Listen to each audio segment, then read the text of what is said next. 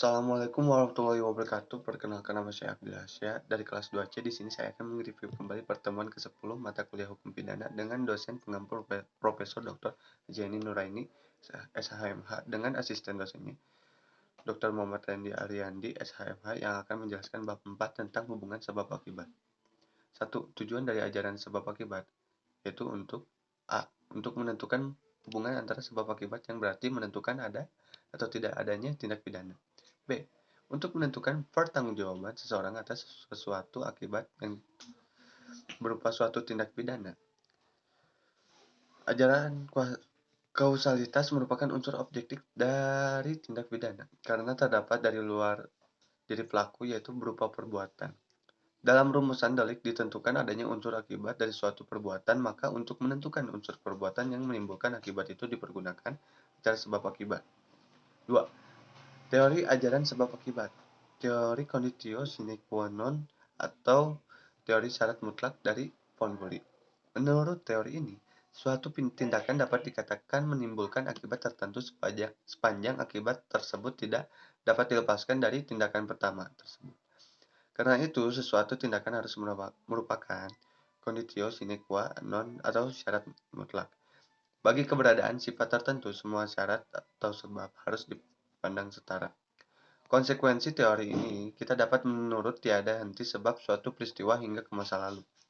Beberapa ahli menyatakan teori ini tidak mungkin digunakan dalam menentukan pertanggungjawaban pidana karena terlalu luas.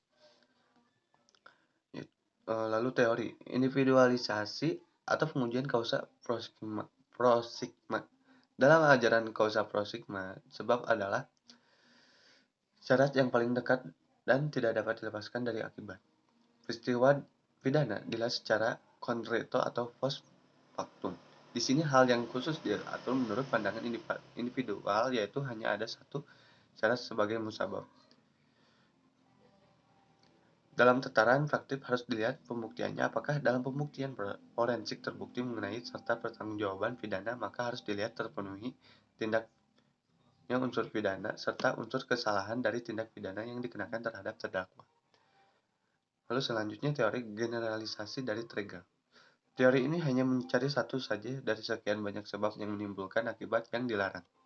Termasuk dalam teori ini adalah teori adekuat dari von Kres, yakni musabab dari suatu kejadian adalah tindakan yang dalam keadaan normal dapat menimbulkan akibat atau kejadian yang dilarang.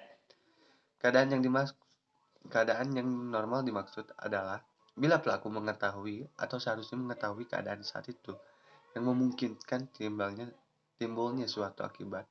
Untuk itu diperlukan ukuran didasarkan pada A. Penentuan subjektif yang dianggap sebab adalah apa yang oleh pelaku dapat diketahui atau diperkirakan bahwa apa yang dilakukannya itu secara umum dapat menimbulkan akibat seperti itu. Jadi pandangan atau pengetahuan pelakulah yang menentukan akibat dari suatu sebab. Tokoh pandangan ini adalah von Kres. B. Penentuan objektif. Yang dianggap penentu atau sebab adalah keadaan kejadian dalam pengetahuan hakim yang didasarkan pada suatu keadaan secara umum dapat diketahui. Teori kausalitas dari von Kres adalah bukan teori kausalitas yang murni karena yang menjadi ukuran sebab dari suatu akibat adalah pengetahuan pelaku yang dapat mengira-ngira atau membayangkan akan terjadinya suatu akibat. Sekian, terima kasih. Wassalamualaikum warahmatullahi wabarakatuh.